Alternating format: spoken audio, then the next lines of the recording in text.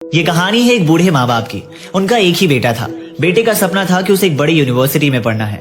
बेटे के सपने को पूरा करने के लिए माँ बाप दिन रात मेहनत किया करते थे। उसके पिता डबल शिफ्ट में काम किया करते थे और माँ भी घर घर जाकर नौकरी किया करती थी ताकि वो अपने बेटे को पढ़ा लिखा कर कुछ बना सके।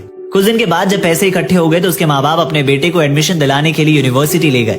यूनिवर्सिटी में दाखिला तो दिला दिया, लेकिन बाद में पता चला कि घर से यूनिवर्सिटी काफी दूर है, जिस वजह से रोजाना आना जाना संभव नहीं हो सकता। इस वजह से उन्हें हॉस्टल लेना पड़ेगा और हॉस्टल का फीस अलग से देना पड़ेगा।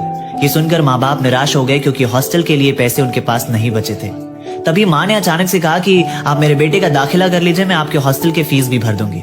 माँ घर पर आती है और अपने पति से कहती है कि ये मेरे गहने आप गिरवी रख दीजिए। पिता ना चाहते हुए भी उन गहने को गिरवी रख देते हैं क्योंकि सामने उनके बेटे का सपना नजर आने लगता है। उस गहने से मिले पैसे को वो यूनिवर्सिटी में देकर अपने बेटे का हॉस्टल का फीस भी भर देते हैं और बेटा यूनिवर्सिटी में पढ़ने लगता है, हॉस्टल में रहने लगता है और माँ बाप से रोज फोन पर बात किया करता था। एक दिन घर की बनी देसी घी की मिठाई और पराठे लेकर माँ बाप अपने बेटे से मिलने उसके हॉस्टल जा पहुंचे। वो बेटे से मिलने ही वाले थे कि तभी बेटे के साथ एक लड़की भी थी। उस लड़की ने कहा कि हे बड़ी, हुआ दे।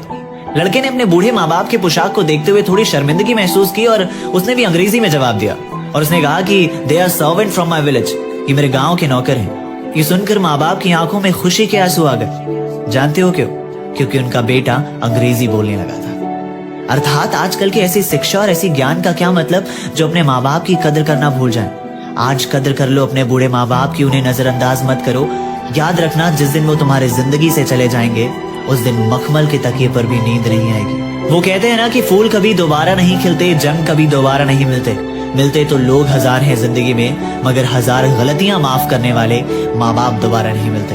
अगर आपको मेरी कहानियां ऐसे ही पसंद आती हैं तो मेरे चैनल को जरूर सब्सक्राइब करें।